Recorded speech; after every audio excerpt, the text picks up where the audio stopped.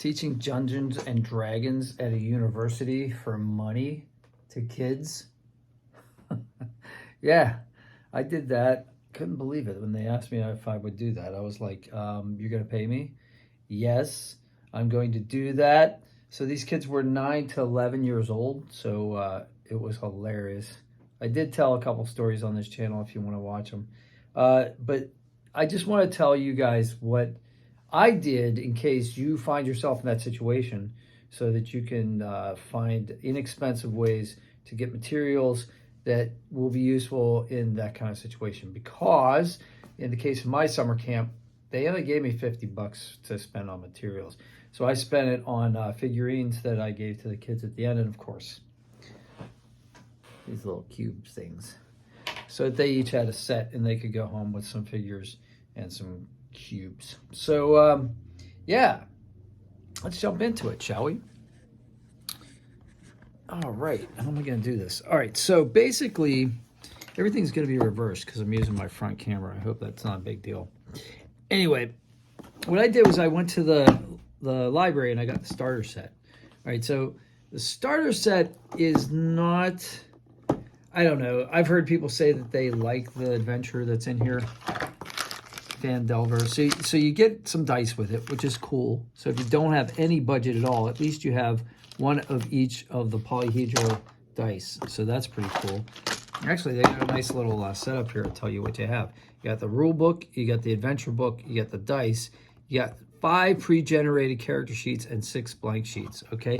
And this library was super cool. They're like, you can write on and keep the character sheets and we'll just make more, which is pretty awesome because that's exactly what I did.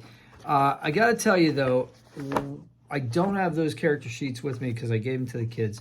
Here's the starter set rule book. Here's the Lost Mines. All right. And then this is just filler here. I don't know why they did that. So here's the deal, okay? Basically, what I would do if I did this again, I just passed out the pre-generated character sheets, but what I would do in the future is I would just put the primary statistics. I would also put the, make sure that these values are in here for their skills and their saving throws, and maybe one weapon. And if there's a wizard or a spellcaster, maybe 3 spells, okay, like a healing spell, an attack spell, and a defense spell. Nothing too complicated, because what I did was I ran my first scenario and I wanted them to just kind of like role play and maybe make some saving throws once in a while. And that's really what I did, was like skill checks mostly. I said, what do you want to do? And they'd say, oh, I want to jump over this barrier. Okay, make an athletics check. And then I'd have them roll that. So I didn't do a lot of heavy combat. So I loosened up the rules and simplified it for 10-year-olds.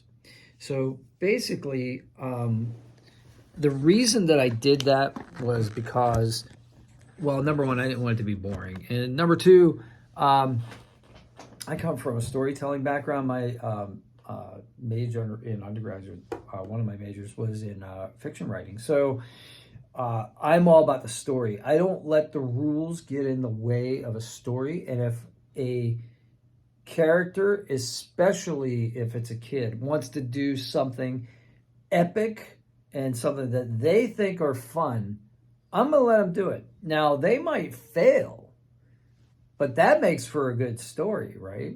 I mean, it's awesome when you succeed, but it's really awesome when you fail, because those are the stories that I remember and that I tell over and over again. So remember that time when I tried to sneak up on that dragon and it didn't work?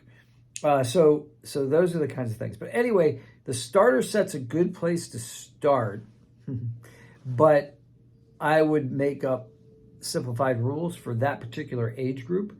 And it's nice to have these blank character sheets that you can, modify and do anything you want with.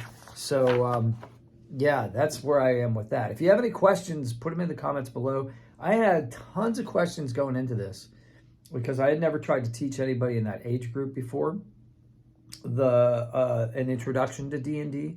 I only had 5 days, so I wasn't going to get into like character generation and all that stuff that we as adults find a lot of fun. They might have found boring. So, if I had 2 weeks, we might have gone into that and had them generate their own characters from scratch, talk about classes, talk about race, talk about ability scores and all that kind of stuff, and class bonuses and all that sort of thing. But I oversimplified it for him. And I'll continue to make a couple more videos about the resources that I used. But like I said, you go to the library and this doesn't cost a dime. And these guys actually already made some of like 5 characters. So that's my little tip for you today.